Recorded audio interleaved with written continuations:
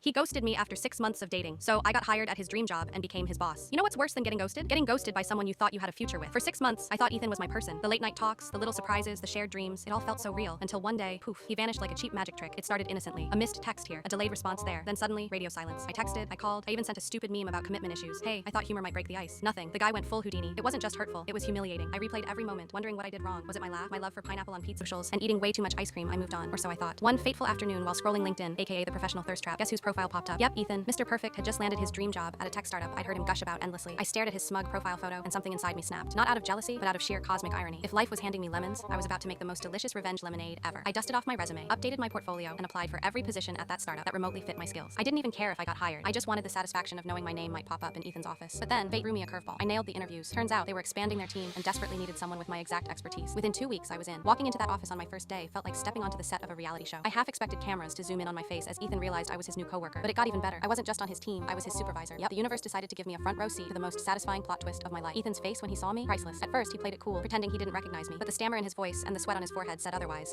Hey, small world, huh? He mumbled during our first meeting. I smiled sweetly and said, it's nice to see a familiar face. Inside, I was cackling. I didn't abuse my power. Let's get that straight. I was professional, courteous, and even helpful when Ethan struggled. As weeks turned into months, Ethan started trying to make amends. He'd linger after meetings, offering to help with tasks or asking about my weekend plans. Once he even brought me coffee, claiming he accidentally ordered 2. It was cute, but I wasn't falling for it. Ghost me once, shame on you. Ghost me twice, not happening. Then came the big company retreat, a weekend at a fancy resort to build teamwork and morale. Ethan was assigned to my group for the scavenger hunt activity. Of course, he saw this as his golden opportunity to charm his way back into my good graces. So, about before, he started, as we searched for a ridiculously hidden clue. I owe you an explanation. I raised an eyebrow, pretending not to care. Before what? He looked genuinely flustered, like he didn't expect me to call his bluff. You know, us. I was going through some stuff back then. Family issues, work stress, blah blah blah. He trailed off, clearly hoping I'd fill in the gaps with sympathy. I didn't. Sounds rough, I said, focusing on the clue. Glad you worked it out. He didn't give up. I messed up. You didn't deserve that. I really am sorry. It was the first time he'd ever apologized, and for a split second I felt a twinge of vindication. But then I remembered the weeks of self-doubt, the tearful phone calls to my best friend, and the gallons of ice cream that didn't even help. An apology was nice, but it didn't erase the past. You're right, I said finally. I didn't deserve that. But you know what I do deserve? Respect, honesty, basic decency. If you couldn't give me that then, what makes you think you can now? Ethan stared at me, speechless, and for the first time, I saw him for what he really was. A guy who thought he could ghost his problems away. Not anymore. The rest of the retreat was uneventful, at least for me. Ethan, however, spent most of it looking like he'd been hit by a truck. He avoided eye contact, skipped the karaoke night, and left early on Sunday, citing personal reasons. Back at the office, he kept his distance, barely speaking, unless it was work-related. Fine by me. I had better things to focus on, like crushing it at my job and building a career I was proud of. 6 months later, Ethan announced he was leaving the company to pursue new opportunities. The team threw him a farewell party, complete with cake and a cheesy slideshow. I smiled politely through the whole thing, wishing him luck as he shook my hand on his way out. Inside, I felt nothing but peace. Ghosting someone is easy, facing the consequences, not so much. But here's the thing, I didn't need revenge to move on. The job, the awkward encounters, even the apology, they were just chapters in a story I'd already closed. My real triumph wasn't in becoming Ethan's boss or making him squirm. It was in realizing that I deserved better and always had. So, to anyone who's ever been ghosted, lied to, or let down, don't waste your time plotting revenge. Instead, level up, build the life you want, because the best comeback isn't making them regret losing you, it's making yourself too good to lose in the first place.